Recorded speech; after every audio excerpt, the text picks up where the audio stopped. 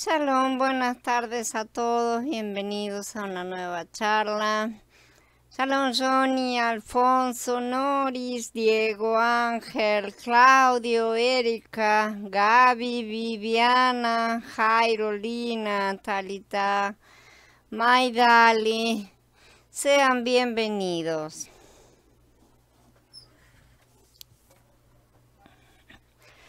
La parábola de la oveja perdida. Ya hemos estudiado muchas veces las parábolas de Lucas desde diferentes ángulos. Hoy las vamos a ver una vez más. Lucas muestra cómo Yeshua expuso sobre el reino, principalmente a través del uso de parábolas, en los capítulos 15 y 16, después del cual vemos la enseñanza de Yeshua sobre la fe, por la cual uno puede entrar en el reino. Toda esta enseñanza fue dada mientras Yeshua hacía su último viaje a Jerusalén para ser clavado en el madero. Es posible que Lucas combinara las enseñanzas de dos viajes a Jerusalén en una sola narración, pero si es así no está dicho tampoco. Todo lo que vemos es que mientras Yeshua caminaba hacia Jerusalén, habló del reino. Lucas presenta estas parábolas diciéndonos el tema fundamental que Yeshua necesitaba responder. Todos los publicanos y pecadores se le iban acercando para oírlo. Por eso los fariseos y los escribas se pusieron a criticarlo, diciendo: "Este recibe a los pecadores y come con ellos". Entonces, él le refirió esta parábola, y ahí comienza la parábola. Comer con alguien significa estar en comunión. Es la forma más común de comunión, es decir, tener una unión en común. E invitaban al pueblo a sus sacrificios para su deidad. El pueblo participó de ellos y adoraron a aquella deidad. Así Israel se apegó a Baal Peor y Yahweh se enojó con Israel. Esto está en Bamidbar, en capítulo 25. Cuando los hombres comían de los sacrificios dedicados a los altares paganos, significaba que participaban de este altar, como dice Shaul. Miren la nación de Israel, los que comen de los sacrificios participan del altar, ¿verdad? Esto está en Corintios y Aleph 10. Shaul estaba discutiendo el mismo tema que Yeshua enfrentó en Lucas 15. Era una cuestión de comunión. Shaul afirma que los creyentes no debían participar de los altares paganos. Para un judío este problema adquirió una aplicación más amplia en la sociedad. Creían que comer con pecadores era equivalente a participar de altares paganos. Los pecadores eran aquellos que estaban fuera del compañerismo del templo. Eran los excomulgados y se suponía que el resto de la gente debía respetar las reglas del templo, evitando a esos pecadores. Estos pecadores incluían a los publicanos o recaudadores de impuestos que trabajaban para el gobierno romano. La tradición judía también prohibía que un judío comiera con conversos al judaísmo. Parece que su conversión del paganismo al altar de Elohim no les dio una ciudadanía plena o igual en el reino. Esta tradición se trasladó a la congregación, particularmente entre los judíos creyentes de Jerusalén. Shaul y Kefá se enfrentaron sobre este tema, como escribe Shaul. Pero cuando Kefá vino a Antioquía, yo me lo puse frente a frente porque era reprensible, pues antes de que vinieran ciertas personas de parte de Jacob, él comía con los gentiles, pero cuando llegaron se retraía y se apartaba por temor a los de la circuncisión. Y a los otros yahuditas participaban con él en su simulación, de tal manera que aún Barnabás fue arrastrado por la hipocresía de ellos. Dice en Galutian, en el capítulo 2. Esta tradición de hombres tenía un poderoso control en la mente de los judíos en esos días, incluso después de que habían llegado a creer en Yeshua HaMashiach. Sin embargo, era obvio que no entendían completamente las implicaciones de la práctica y la enseñanza de Yeshua cuando se trataba de comer con pecadores y gentiles. Entonces, Yeshua les refirió una parábola. ¿Quién de ustedes que tenga 100 ovejas, si se le pierde una de ellas, no deja las 99 en el desierto y va tras la que se ha perdido hasta que la encuentra? Y cuando la encuentra, se la echa al hombro muy contento. Cuando llega a casa, reúne a sus amigos y vecinos y les dice: "Alégrense conmigo porque he hallado a mi oveja que se había perdido". Les digo que del mismo modo habrá más gozo en el cielo por un pecador que se arrepiente que por 99 justos que no necesitan arrepentimiento. Yahshua les estaba diciendo a los murmuradores que lo correcto era que el pastor saliera y encontrara a su oveja perdida en lugar de excomulgar a la oveja perdida por extraviarse. Sacó su ilustración de Yahezkel 34, donde encontramos que las tribus perdidas de Israel habían sido condenadas por los sacerdotes de Jerusalén. Fueron representados como ovejas perdidas vagando por las montañas, o sea, entre los reinos. Hijo de hombre, profetiza contra los pastores de Israel, profetiza, y di a los pastores que así ha dicho Adonai Yahweh: ay de los pastores de Israel que se apacientan a sí mismos. ¿Acaso no deben los pastores apacentar a las ovejas? Pero ustedes se comen a las mejores de ellas y se visten con la lana. Degüellan a la oveja engordada y no apacientan al rebaño. No fortalecen a las ovejas débiles ni curan a las enfermas. No han vendado a la perniquebrada, ni han hecho volver a la descarriada, ni han buscado a la perdida. Más bien las han dominado con dureza y con violencia. Ellas se han dispersado por falta de pastor y están expuestas a ser devoradas por todas las fieras del campo. Han sido dispersadas. Mis ovejas han andado descarriadas en todos los montes y sobre toda colina alta. Mis ovejas han sido dispersadas por toda la faz de la tierra y no ha habido quien se ocupe de ellas, ni quien las busque. Por eso, pastores, oigan la palabra de Yahweh.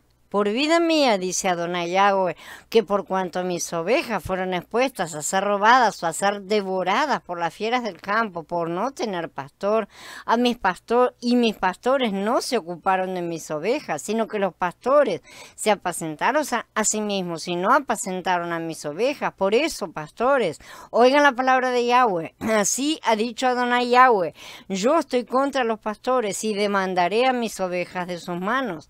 Haré que dejen de apacentar a las ovejas y ellos dejarán de apacentarse a sí mismos.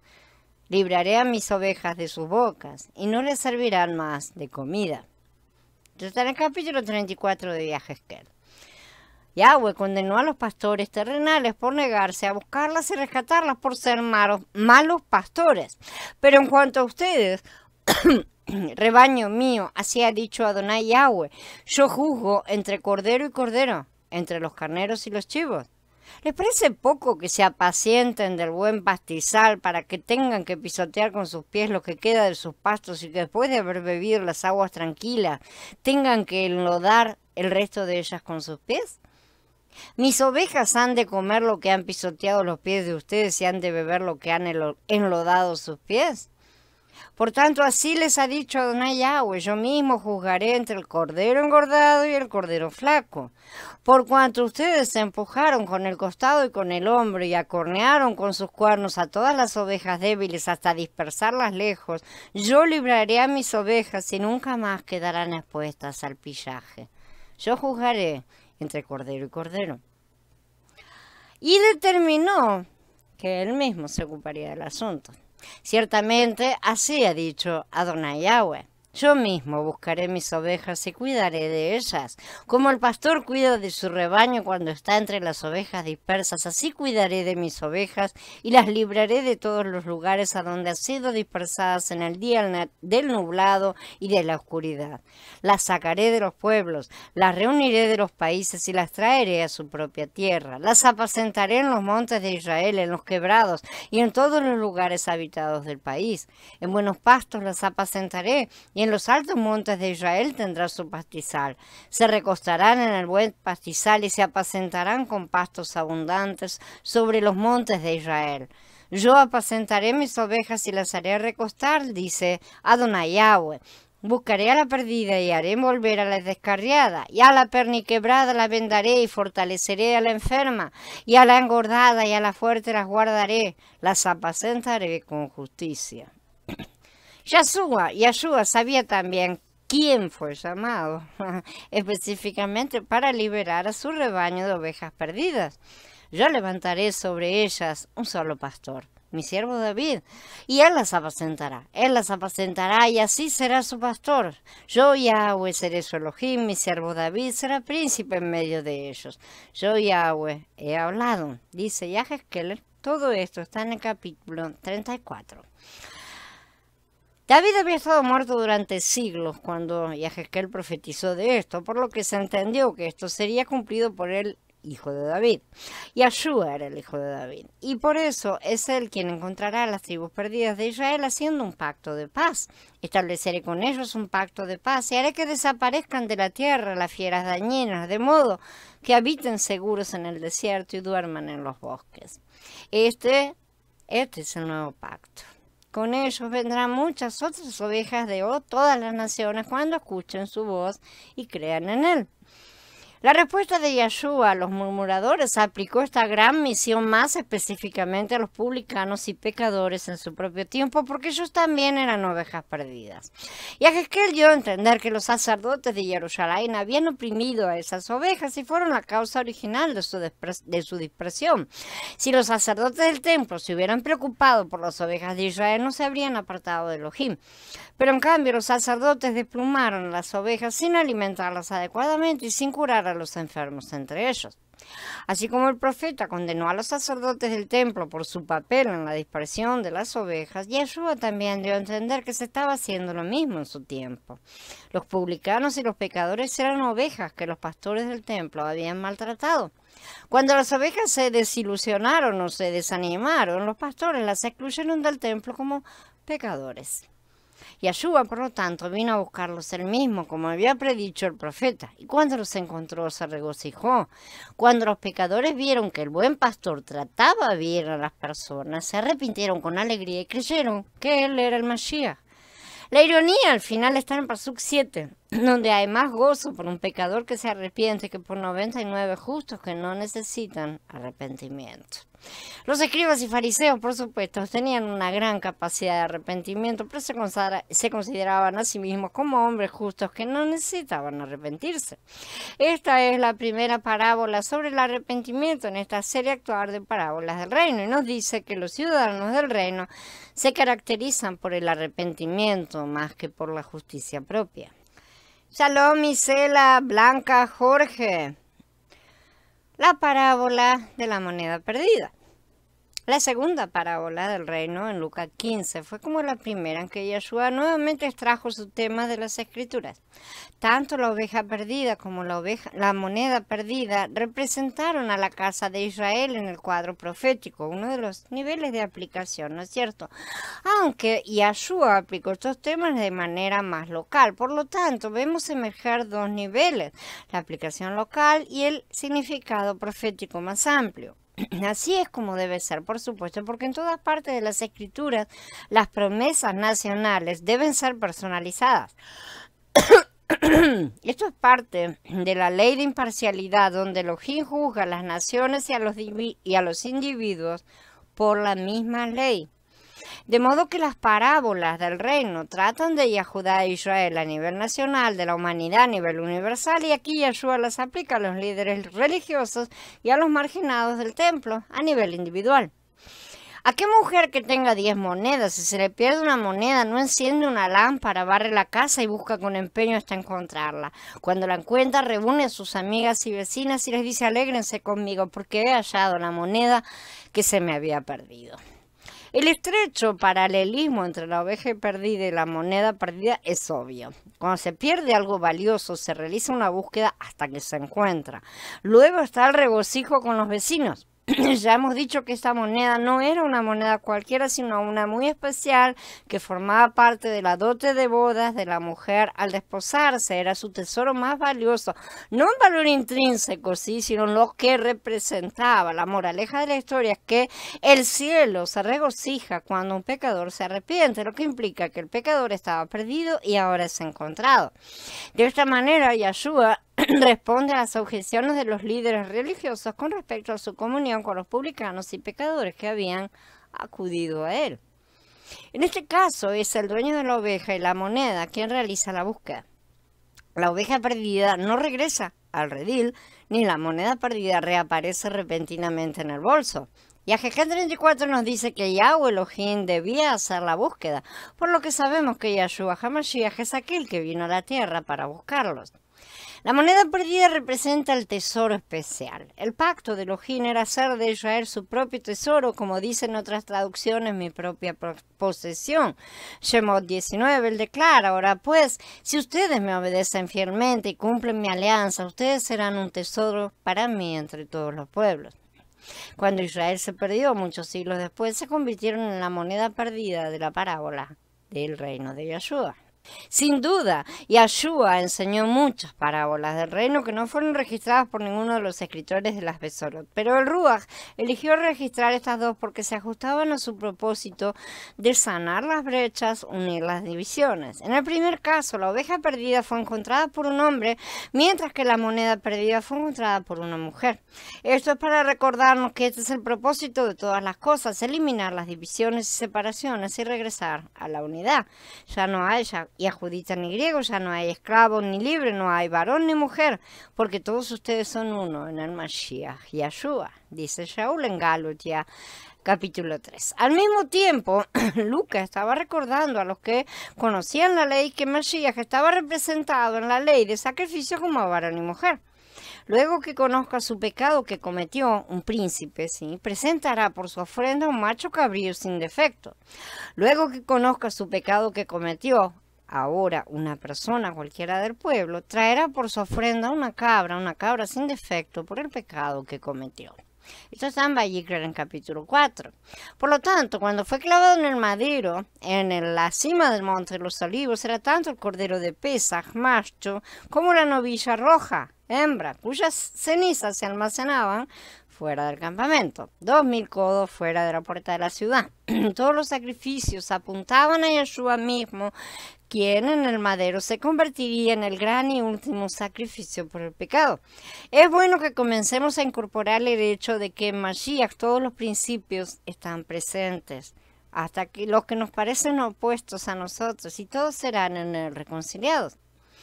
Los publicanos, o sea, los recaudadores de impuestos y los pecadores, que eran los excomulgados, eran por lo tanto iguales a la rebelde Israel que fue expulsada de la tierra muchos años antes. ¿Sí?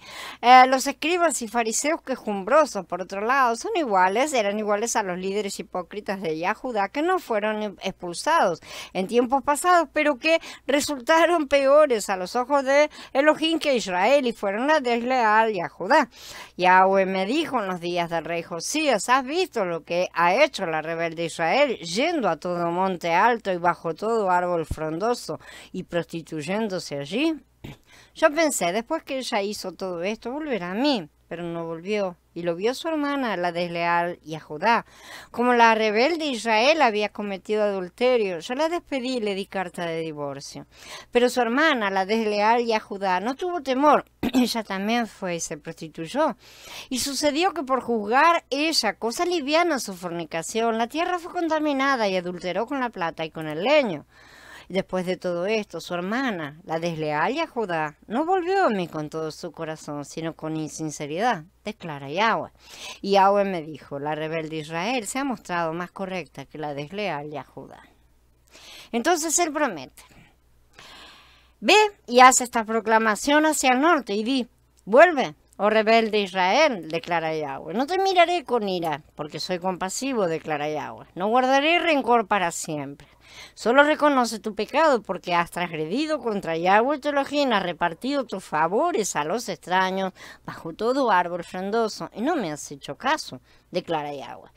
Vuélvanse, oh hijos rebeldes, que yo soy su esposo, declara Yahweh.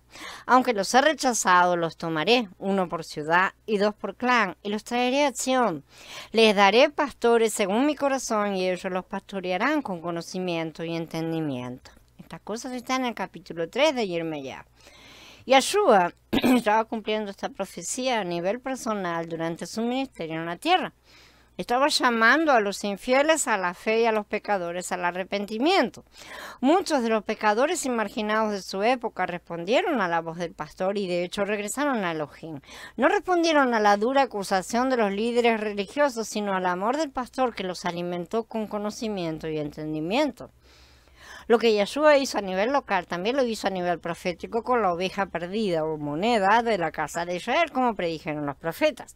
Aquellos israelitas de la rebelde Israel habían sido esparcidos por los asirios cuando Samaria fue tomada en el 721 antes de la era común, como leemos. Por eso Yahweh se enojó en gran manera contra Israel y los quitó de su presencia. No quedó sino solo la tribu de Judá. Melahim Bet en el capítulo 17. Una de las claves para comprender la profecía, incluidas las parábolas de Yeshua, es ver la distinción entre Israel y a Judá. Esto hay que tenerlo en claro. Mientras que Israel fue llevado al desierto a Asiria y a Judá se salvó por otro siglo. Cuando Asiria más tarde cayó ante Babel, el rey Nabucodonosor de Babel pronto conquistó a Judá, lo llevó a Babel durante 70 años. 70 años más tarde, cuando los persas conquistaron Babel, se permitió a los yahuditas regresar para repoblar la tierra vieja y reconstruir Jerusalén.